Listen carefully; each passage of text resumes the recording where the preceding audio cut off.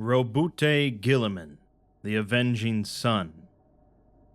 Of the 20 genetically engineered sons of the Emperor of Mankind, there are a couple that stand out from the rest as far as the attention they're given. One of these is Horus, the namesake of arguably the most important event in the Imperium's history, and now regarded as their most infamous traitor. The other is Roboute Guilliman, a favored son that became known in many ways as Horus's antithesis, a champion of the common people known for his dedication to order, honor, and prosperity. Roboute's ability for statesmanship, military doctrine, and organization quickly earned him a unique position in the Imperium, and in the present day has put him second only to the Emperor in leading his people. In this video, we'll go over a summary of Roboute's life history, from his early beginnings of leadership up to the massive burdens he currently faces. Sometime in the 30th millennium, the Emperor of Mankind set out to create a number of genetically modified generals, known as Primarchs, each imbued with an aspect of the Emperor himself. This Primarch project would largely be a success, insofar as successfully creating 21 super soldiers, second only in capabilities to the Emperor. Unfortunately, through either the machinations of the Emperor, chaos, or a third party, the Primarchs were all spread across the galaxy. During the Emperor's Great Crusade, to reunite the scattered colonies of humankind, he would also spend the time searching for his lost sons. The child that would become Roboute Guilliman ended up on the bleak world of Macragge, a planet that had managed to do fairly well during humanity's age of strife.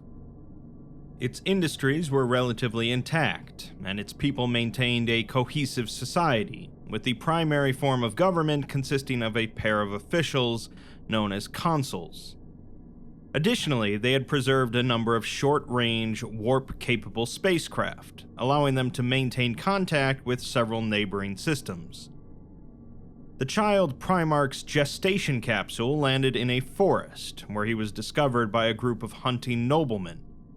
It's said that the child was strikingly beautiful and surrounded by a glowing nimbus of power. The child, clearly special, was taken to one of the two ruling consuls, Conor Guilliman, who promptly adopted him as his son, naming him Roboute, meaning Great One. Conor was a man of great energy and charisma, a notable military leader, and a champion of the common people, not especially beloved by most of the planet's nobility. Roboute quickly grew in both body and mind, a prodigy in all things, and by age 10 he had mastered every subject the wisest men of Macragge could teach him. His insights into matters of history, philosophy, and science amazed his teachers, and his ability to make accurate conclusions from small bits of information was said to border on the inexplicable. He was quite attached to Conor, at one point later stating that, while the Emperor may have created him, King Conor of Macragge was his father. Roboute's greatest talents, of course, were as a military leader, which led his father to give him command over an expeditionary force, with the task of pacifying the far northern lands of Macragge, named Illyrium. This was a barbarous land of outcasts and petty wars that had managed to successfully resist every previous military campaign. Rather than engaging in a protracted war in the mountains, Roboute simply occupied the Illyrians' sacred shrines. This caused them to surge forth and meet his armies, but rather than crushing them, Roboute instead challenged their chieftain to battle.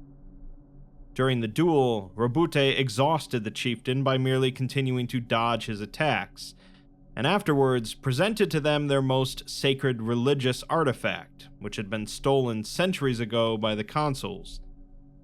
This act of diplomacy and humanity convinced the chieftain to halt his campaign, giving Roboute a peaceful victory. On his return to the capital, however, he found the city in chaos, as Conor's co-consul, Galen, had attempted a coup. Conor's policies of supporting the common people rather than the nobility had allowed Galen to gather up a number of noble supporters, and they proceeded to sack their own city. Roboute left his men to restore order to the city, while he rushed to the consul house, finding his father close to death. He had been mortally wounded by an assassin, and hung on just long enough to die in Roboute's arms. Roboute was 12 years old when this occurred, but greater than any man, and he proceeded to lash out in an animal rage on the rioters, swiftly crushing the rebellion. Afterwards, he assumed the title of sole consul of Macragge, and one of his first acts was having Galen and his co-conspirators executed, with their lands and wealth redistributed to the people.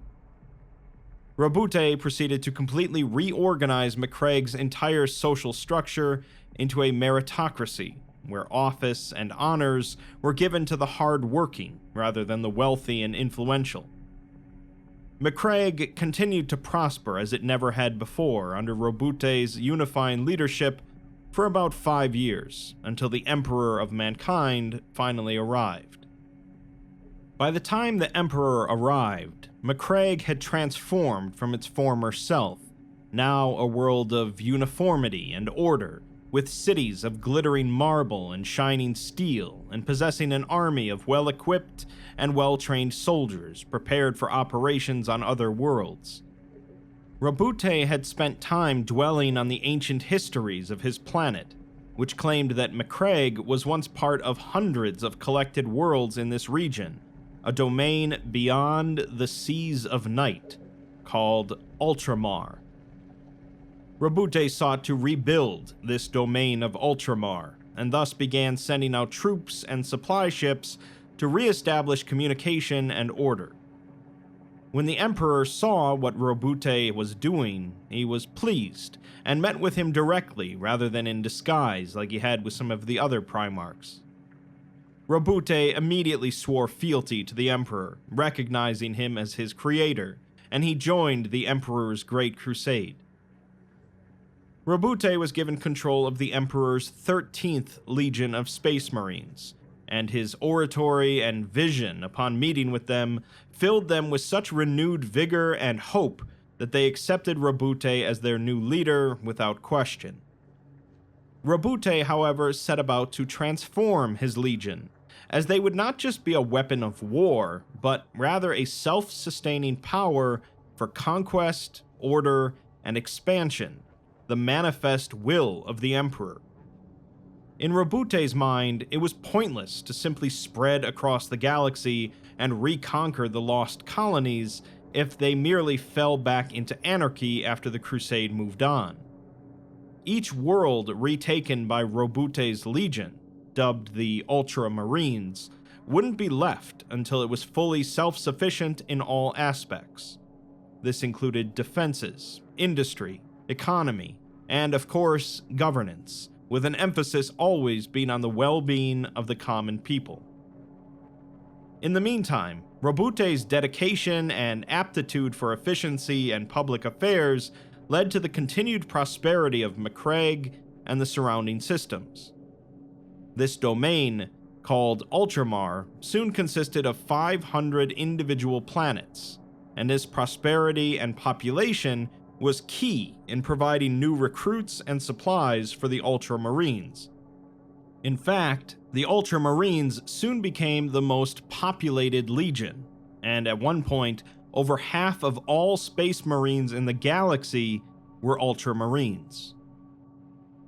During the Crusade, Roboute's relationships with his brother Primarchs were relatively positive.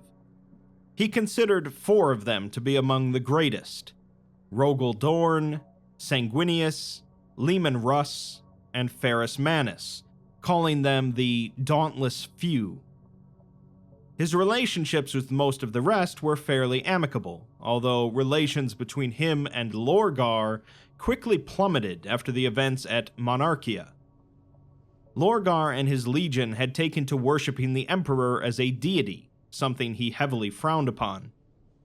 Due to this, the Emperor ordered Roboute and the Ultramarines to travel to the planet of Kur, and lay waste to the capital city of Monarchia, where Lorgar had spread his teachings.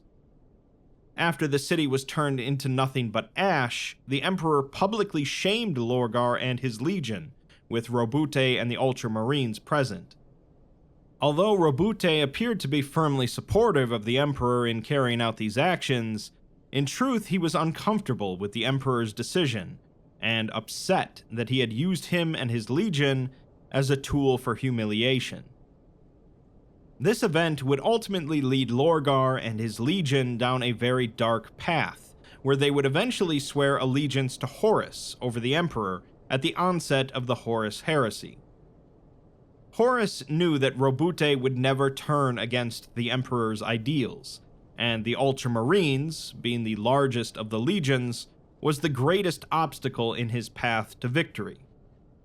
This led to the Battle of Calth, which was intended to be less of a battle and more of a massacre.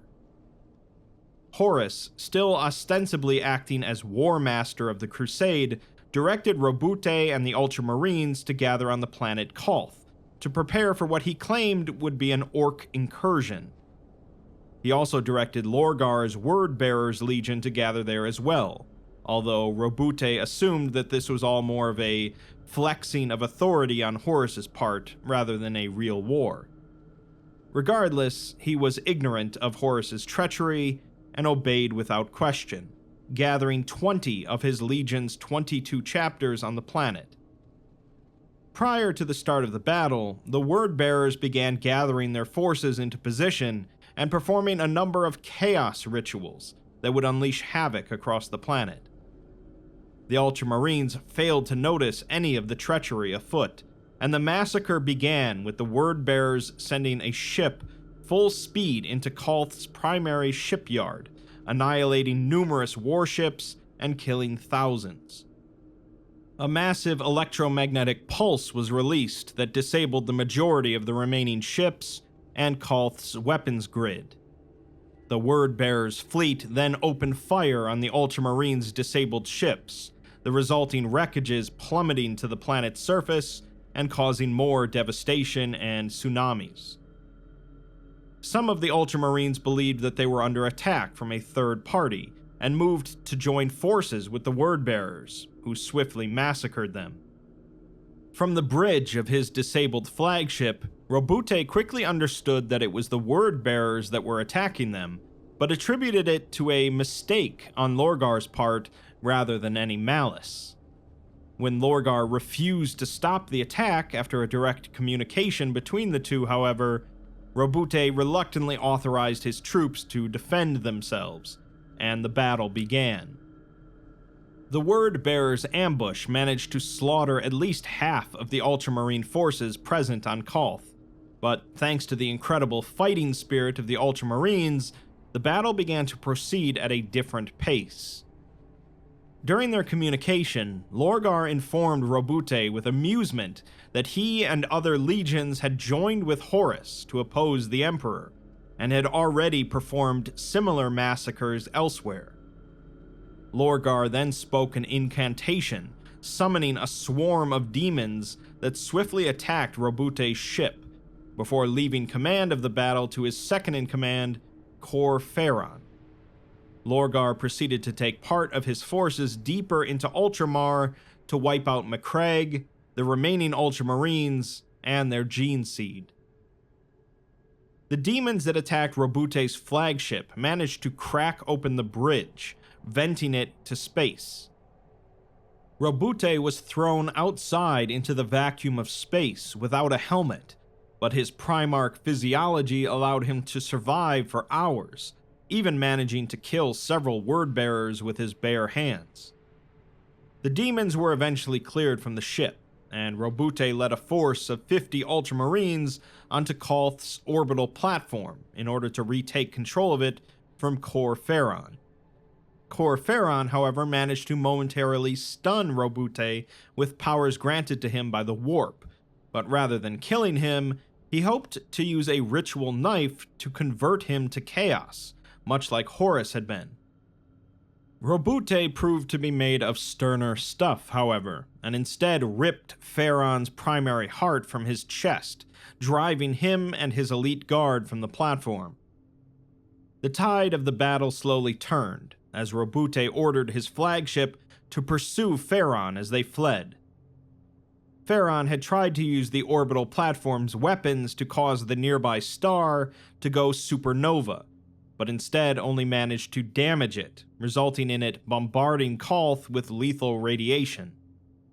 Roboute ordered the fleet to evacuate the system, although this meant that the survivors on the planet would be forced to go underground for months or years until the fleet could return to extract them, continuing to fight against the surviving word-bearers in what was known as the Underground War.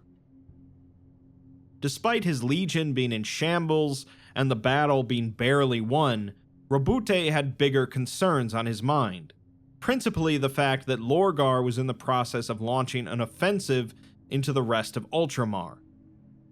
In what would become known as the Shadow Crusade, Lorgar's goal was to create a massive warp storm known as the Ruin Storm, which would cut off Ultramar from Terra.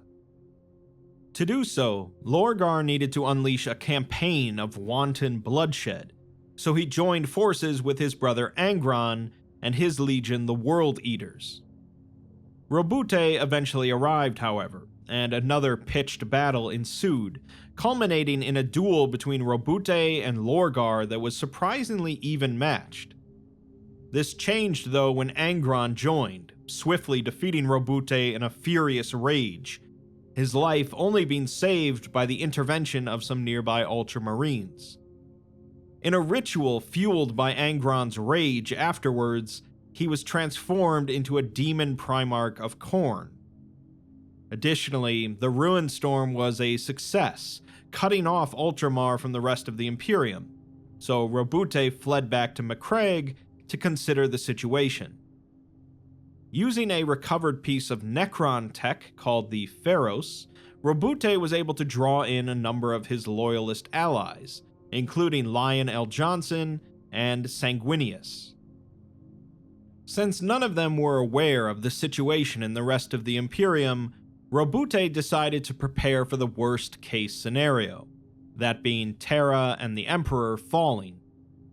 Even if this were to occur, however, the battle must go on, and the Imperium must be rebuilt, so Roboute formed a backup Imperium, the Imperium Secundus. Roboute didn't want to fall into the same trap as Horus, though, so he refused to crown himself as the Emperor of the new Imperium, instead proposing that Lion L. Johnson rule. Ultimately, however, the duty fell on Sanguinius, who was reluctant to accept it, with Roboute becoming Lord Warden and L. Johnson being Lord Protector, similar to the War Master. Roboute frequently clashed with L. Johnson over policy, aggravated by the fact that the Primarch Conrad Kurz was somewhere on Macragge, spreading chaos and inciting rebellions. L. Johnson established martial law without Roboute's express permission, but eventually Kurz was captured. Before long, it became clear that the Emperor and Terra still stood, and the three Primarchs agreed to try and breach the Ruin Storm in order to reach Terra. The process wasn't simple, with Roboute surviving another assassination attempt and L. Johnson nearly ordering a planet to be subjected to exterminatus, even though Sanguinius was still on it. They nearly made it through a breach in the Ruin Storm that led to Terra, but Horus had somehow foreseen this route and left a large blockade to stop them. Roboute and L. Johnson agreed to distract the blockade, while Sanguinius and the Blood Angels traveled directly to Terra. The Blood Angels made it to Terra to play an instrumental part in the siege, while not long after, the Ruin Storm dissipated, opening up access to the rest of the Imperium once more. Roboute gathered what forces he could to make a swift flight to Terra, but unfortunately in his path lay a defensive chain of hundreds of worlds manned by Perturabo's legion, the Iron Warriors. Roboute's legion continued to suffer more casualties, but maintained a slow and steady advance towards Terra. Near the end of the Siege of Terra, when the traitor forces were near victory, Horus managed to intercept a message from Roboute, learning that he and his forces were a mere 9 hours away from arriving at Terra. Knowing that the arrival of Roboute and the Ultramarines could very well spell doom for Horus's attempt at taking over the Imperium, he decided on a bold gambit. He would lower his flagship's shields and invite the Emperor to teleport aboard the ship. His plan was to slay the Emperor before Roboute could arrive, and with the Emperor dead, the Ultramarines and other legions would lose heart and scatter. What followed, of course, was Horus and Sanguinius dying aboard the ship, and the Emperor being gravely wounded, with Roboute arriving only a short time afterwards. With the war technically won, but Terra and the Imperium in ruins, Roboute refused to allow the Empire to fall. He took control over the Council of Terra, establishing the position of the Lord Commander of the Imperium, and dispatched his remaining Ultramarines across the Imperium to regain control and maintain order. Thanks to Ultramar continuing to be the most effective means of recruiting among the remaining Loyalist legions, the Ultramarines comprised the majority of Space Marines across the Imperium. After decades of fighting, a semblance of order and stability returned to the Imperium, and Roboute decided that a change needed to be made to the legions of Astartes. One of the biggest problems with Horus's rebellion was that he was able to sway entire legions to his side as a collective, giving him massive amounts of forces. In addition, the Imperial Army at the time consisted of both ground forces and the Navy, making it a devastating force in its own right. First, Roboute split the army into two separate organizations, the Imperial Guard and the Imperial Navy. Second, Roboute proceeded to compose and formalize a great tome, known as the Codex Astartes. The purpose of this document was twofold. One, to divide the existing Space Marine legions into numerous chapters of 1,000 warriors, and two, to present a code of conduct for Roboute's ideal behavior and doctrine. These new Space Marine chapters would each be led by a single chapter master that answers only to the Emperor himself, and each chapter would be responsible for their own recruitment, training, and war gear. This way, no single individual, save the Emperor himself, could ever control more than 1,000 Space Marines directly. While the mandate of splitting into smaller chapters was mandatory for all the legions, the enforcement of the doctrine and traditions of the Codex Astartes has been less strict. Some chapters adhere as close as possible to the Codex, none more than Roboute's personal chapter, the Ultramarines, while others deviate quite a bit. At the time of the Codex's implementation, most of the legions were so sparse that they split into only a handful of smaller chapters, while the Ultramarines legion split into at least 20. Over the millennia, this overall number has obviously swelled, and in the present day, it's believed that there are around 1,000 total Space Marine chapters. At some point during all of this, Roboute went to the tech priest, Belisarius Cawl, and tasked him with two great projects. One being to figure out a way to resurrect Roboute should he ever fall, and two, to create the next generation of Space Marines. Surprisingly, not long after this, Roboute participated in a great battle against his brother Fulgrim and the Emperor's children. Fulgrim had been transformed by Slaanesh into a mighty demon prince, and managed to stab Roboute in the neck with a poisoned sword. Roboute was managed to be interred in a stasis field just at the moment of his death, and was taken deep into the Temple of Correction on Macragge. Here, he remained for 10,000 years, with the shrine becoming one of the holiest places in the entire Imperium, welcoming millions of pilgrims every year. In the meantime, Calth continued to experiment and research, and eventually, at the dawn of the 42nd millennium, just as Abaddon the Despoiler's 13th Black Crusade came to an end amidst Cadia's destruction, the time came for Roboute's reawakening. Calth, with the aid of some Eldar assistants, used a power suit that managed to regenerate the wounds inflicted by Fulgrim, and he was brought out of stasis just as Black Legion forces invaded Macragge. Roboute swiftly drove off the invaders, but afterwards came to learn what had happened to the Imperium in his 10,000-year absence. While the Imperium he had left was one founded on logic and reason, he was disgusted now to find it steeped in superstition, fear, and ignorance. He swiftly set out for Terra to meet with his father upon the Golden Throne, but was immediately beset on the journey by the forces of Chaos, who had of course noticed his revival. Roboute's journey back to Terra became known as the Terran Crusade, as his fleet became trapped in the massive warp storm known as the Maelstrom, thanks to an ambush set by Magnus the Red and his 1,000 sons. Inside the Maelstrom, his fleet was defeated by the personal vizier of the chaos god Tzeentch, and Roboute was captured and held inside of a black stone fortress. With some assistance from some unlikely allies, Roboute managed to escape with the rest of the survivors of the fleet through a webway portal that eventually led to Luna, Terra's moon. Here, Roboute dueled Magnus as battle raged around them, although Roboute was soon overwhelmed by Magnus's psychic abilities. Despite this, he managed to hold him off long enough for reinforcements to arrive from Terra, ending the Terran Crusade. On Terra, Roboute stood before the Golden Throne, and the Emperor awoke for the first time in a millennia.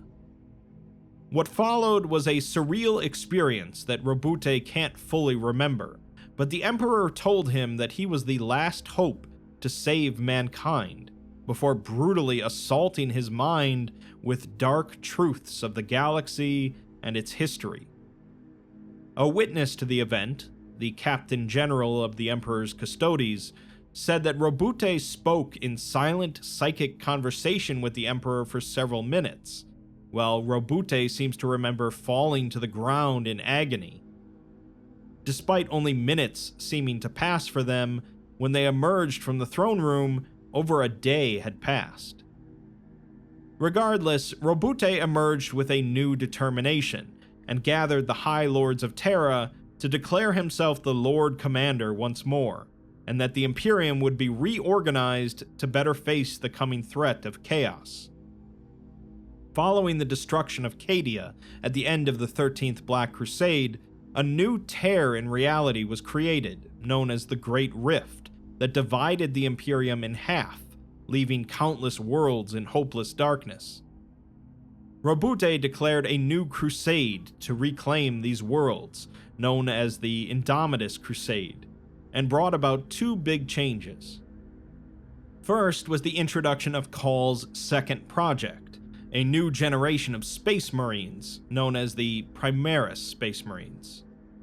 To create these, Calth was given access to the genetic information of all 20 Primarchs, and used several unique STCs in the process, blueprints from mankind's height of technological progress. Because of this, the Primaris Marines are larger, more powerful, and more stable than the prior generation, and soon the grand majority of chapters welcomed Primaris Marines into their ranks. The second thing that Roboute set out to create was a set of sweeping civic reforms. Just as the Codex Astartes was meant to be Roboute's ultimate declaration of military doctrine and organization, he began to write a similar document for the Imperium in general, known as the Codex Imperialis, which would also contain the first reliable history of the Imperium they've had in 10,000 years, The Indominus Crusade continued for a number of years, with Roboute at the front of it, until he could no longer ignore the threat of the Chaos God Nurgle and his brother Primarch Mortarion, who were seeking to take claim over the worlds of Ultramar. Mortarion and his Death Guard launched a large-scale invasion of Ultramar in a conflict known as the Plague Wars, aided by the Plague Father and his demonic legions. Roboute swiftly returned home and began beating back the invaders, thanks to the assistance of various other Ultramarine successor chapters and reinforcements from Forge Worlds. The invasion was soon looking to be a failure for Mortarion, although Roboute was led into a trap set by Mortarion and Nurgle's second-in-command. Roboute was nearly slain, but was saved by the power of what appeared to be a living saint in the form of a young girl, who drove the forces of Nurgle back. Later, during the final battle of the Plague Wars, Roboute was led into another trap, in which Mortarion hoped to kill him with a powerful disease known as the God Blight. Roboute knew that he was walking into the trap, but also knew that he had to stop Mortarion, and so a fateful duel occurred. Thanks to his warp-enhanced strength and resilience, Mortarion managed to pin Roboute to the ground and administer the God Blight. Once again, Roboute was caught between life and death, but in that moment, he experienced a vision of his last meeting with the Emperor, and awoke infused with power. He was able to channel the Emperor's energy himself, and struck a grievous blow to Nurgle's realm within the warp directly. Mortarion fled with the remainder of his forces, bringing an end to the Plague Wars. Afterwards, Roboute oversaw the rebuilding and decontamination of the worlds of Ultramar, but soon set back out on the Crusade once more. History is still being written, of course, for Warhammer 40k, but in the present day, Roboute is almost certainly the most important active figure in the entire Imperium, a shining beacon of order and strength amidst a period of darkness and uncertainty. He's made some mistakes, but there's practically no one better suited to lead the Imperium in the Emperor's wake, and with the Great Rift still in place, Roboute's downfall would spell very dire times for the Imperium. The Ultramarines are pretty much the poster children for Warhammer 40k, meaning that their founder was always going to be one of the most important figures in the franchise. It's hard to say if he'll be around forever, as one can only handle so many near-death experiences, but being infused with both the power of the Emperor of Mankind as well as plot armor is certainly a potent combination. While his future is unclear, however, his past stands for itself, and Roboute Guilliman has absolutely managed to leave his mark on the Imperium.